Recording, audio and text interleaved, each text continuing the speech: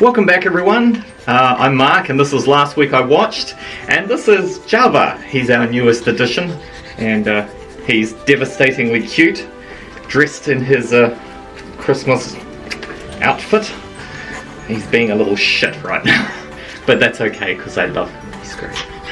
Anyway, we're here to wish you all a happy Christmas, and we're going to talk about this week's episode of Last Week I Watched, which is our Christmas themed episode. You guessed it, we're watching Christmas movies this week. So this week I'm going to talk about Home Sweet Home Alone, Black Christmas, Jingle All The Way, Elf, A Castle for Christmas, Father Christmas is Back, and Office Christmas Party. So let's get into it.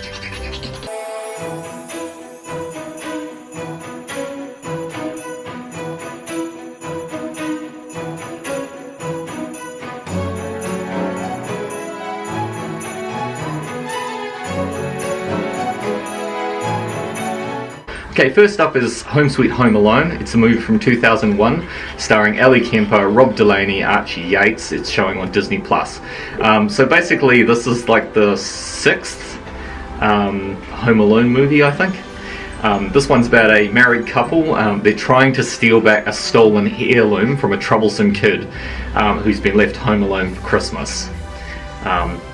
As I said, this is the sixth movie in the franchise. It's interesting that they're trying to do something different from the previous ones, which is good. It features a cameo from Buzz, the original terrible McAllister brother, who now works for McAllister Security and provides security for the home. Not that he really features much in the movie, since he refuses to respond to security requests to the house because he believes he's being pranked by Kevin, who is never seen or heard from. Honestly, I appreciate that they did try to do something different with it. I mean, there's only so much you can do in the Home Alone framework by about 6 films, but the movie is light on Christmas spirit, and it comes across a bit mean-spirited sometimes. Max is a dreadful, spoiled child. He's rude to his parents, ungrateful, selfish. At one point he tries to load up on toys for the poor. So, watching this child inflicting pain and suffering on these poor parents who are in financial trouble. Dad is unemployed, they're having to sell their house. It's generally troubling. I don't find myself sympathising with Max at all. It was entirely on the couple that are just looking to get back their item, which they hope to sell to save their home for their family. And so, yeah, him hurting them all the time is just mean. It's not the same as the Wet Bandits, where they're kind of awful and you kind of cheering for this child to protect the family home and bring them down. But, you know, meanwhile we've got Max here setting them on fire, pelting them with billiard balls and exercise weights, etc. I mean, frankly, I'm also amazed that they didn't kill any of these people. You know, a psychopathic little monster. I didn't feel any sympathy from her at all. So even when there's a revelation that there's been a giant misunderstanding, he never says he's sorry for hurting anyone. In fact, I don't think I ever heard him even say please politely. And, you know, good manners don't cost much. I just wanted to punish him, and I felt like he's a terrible example for children. Ellie Kemper and Rob Delaney did a great job with the slapstick stuff, though. And some of it looked like it genuinely hurt, so I really felt awful for the situation they were in, and I really genuinely hope that they weren't hurt making this film. But even so, even though things worked out from the end, the fact that they took this little monster into their family felt really unearned. Max just didn't change enough to felt like he'd learned enough, and I just felt like his bad behaviour was rewarded. So overall, I didn't enjoy it that much as a Christmas movie. It doesn't even really feel like a Christmas movie. There's not a lot of, like, you know, the McAllister house was done out in the red and the green with all the decorations and everything. It felt very Christmassy, but you know, this didn't have that. The message in itself wasn't very redemptive either. You know, sure, it commented that Christmas was about family, but after all the mean-spiritedness, it just wasn't feeling it. I wouldn't let your kids watch this, and I probably wouldn't waste your time on it either. I'd stick with the first Home Alone. I think it's time they probably gave the franchise a rest. I'm not even sure that it even needed to be a franchise. I mean, I know they were popular, but I think you've done 2. That would have been enough. You could have stopped there. Time to let it go. Okay, so the next movie was Black Christmas. This was from 2019, starring Imogen Poots, Elise Shannon, Lily Donahue, and Carrie Elwes. It's showing on Netflix. So this is about a group of female students, and they're being stalked by a killer during their Christmas break. When they discover there's a wider conspiracy on campus, they're forced to fight back. Now, this is not a traditional movie in the sense that it's warm and fuzzy and brings good cheer, but it does still have a moral, albeit not a traditional Christmas lesson. But if a movie set at Christmas can be considered a Christmas movie a la Die Hard, then why not? So this is more of a horror thriller though, and this is definitely not for the small kids. The story does largely address gender issues though, with one of the male fraternity houses engaging in black magic from one of the founders, and in order to take back their power and put women in their rightful place. Now, I don't agree with that line of thinking at all. Women's rightful place is being treated equally with everyone else. After all, we're all human.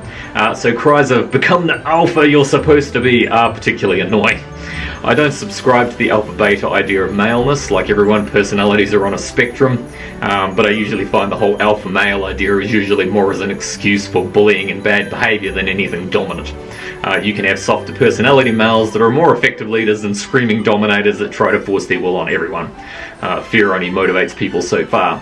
But I enjoyed what the movie has to say about gender politics and showing women having to fight for their place. I wish they didn't have to, and it appalls me on a daily basis the crap women have to put up with, but hopefully things are getting better, even if it's taking far too long.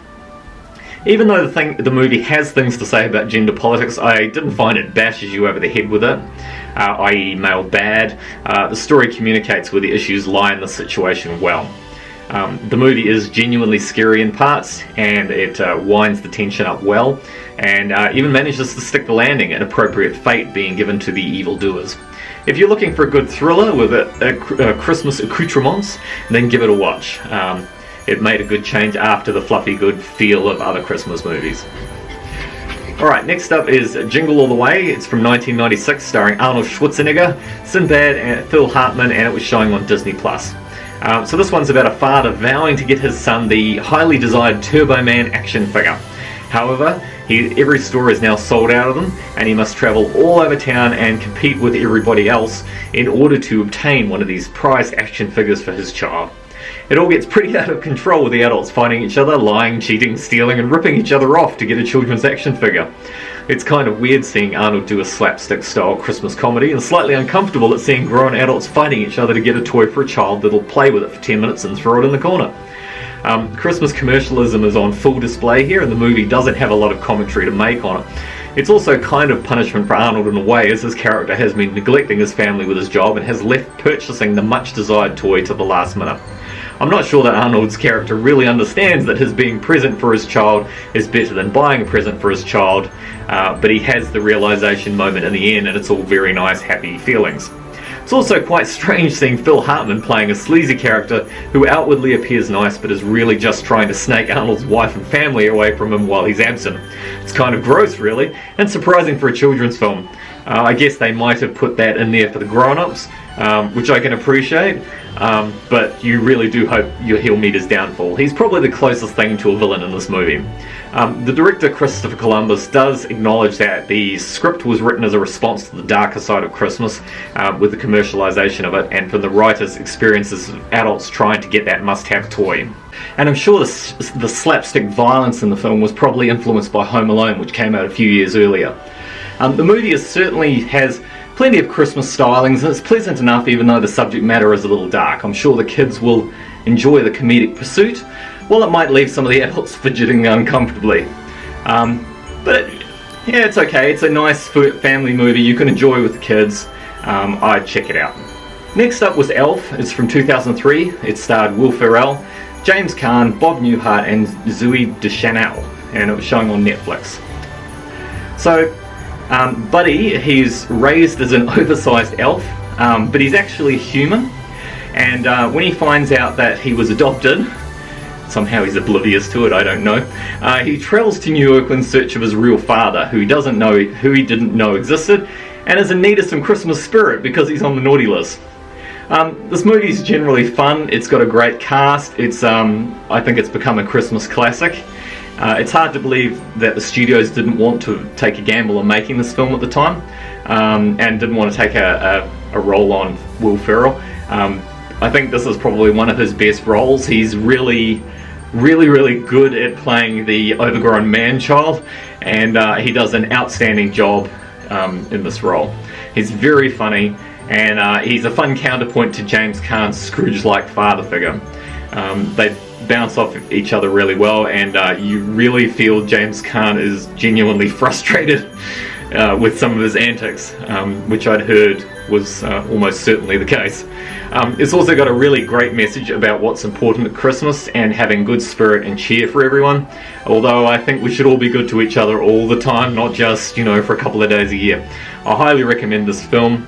If you haven't seen it before, check it out. You'll enjoy it. You'll enjoy it with your family. It's really good. Highly recommended. Okay, the next film is A Castle for Christmas. It's from 2021, starring Brooke Shields and Carrie Elwes. It's showing on Netflix.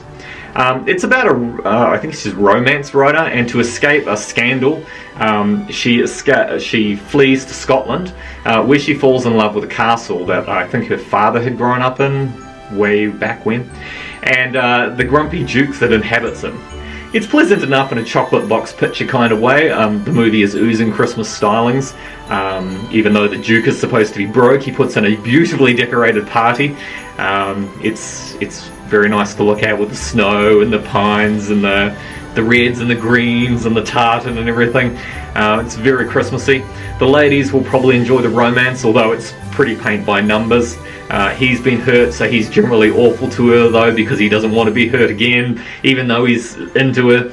And she's recently going through some stuff too, so she's got some issues as well.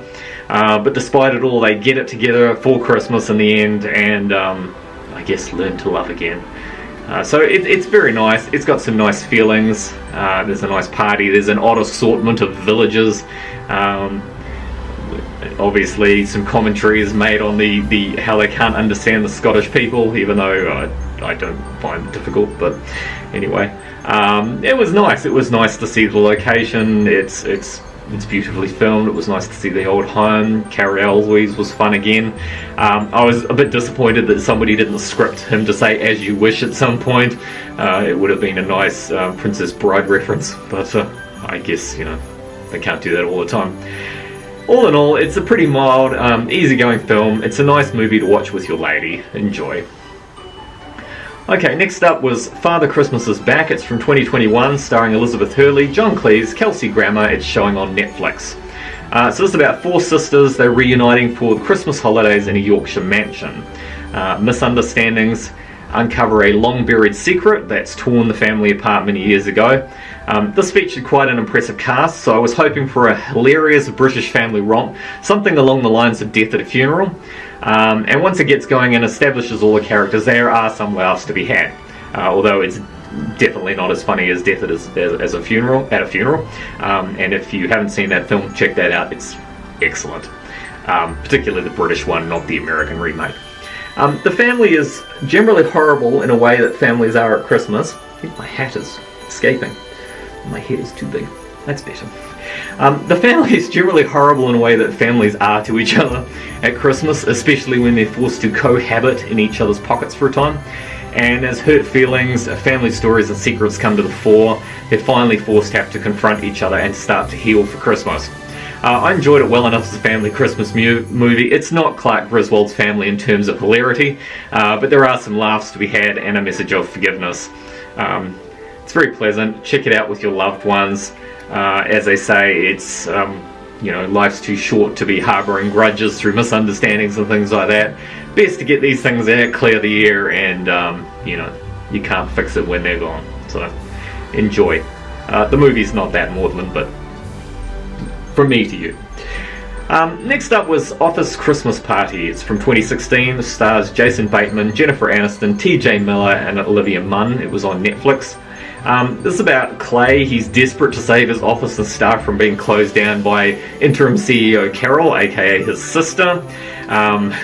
She's terrible and scary, and everyone's frightened of her. So he decides to throw an epic Christmas party for his staff, and his master plan is to invite client Walter Davis in the hope of landing a massive contract that will save the office and rescue the business for everyone. Chaos quickly ensues as the party gets hugely out of control. Honestly, I've never seen a Christmas party this out of control. I don't know if it happens. To be honest, I haven't seen a lot of Christmas parties. Most places I've worked don't have them. So, yeah, it's an interesting film. There's a really strong comedic cast in this, so there are plenty of laughs. There are plenty of little subplots going on with the various office workers while they get up to mischief, and as well as the through story going on with Clay and his sister and things like that. Although this one is definitely not for small children. There is drugs, nudity, swearing, etc., and adults just generally behaving very poorly. This one is for the grown-ups. There's not much more to say than that. If you need a good laugh, and God knows we all do after 2 years of the pandemic, I highly recommend you check out this film. Put your feet up, get a beverage, and just laugh your ass off, because, you know, we all need some release. So that's it for my Christmas suggestions.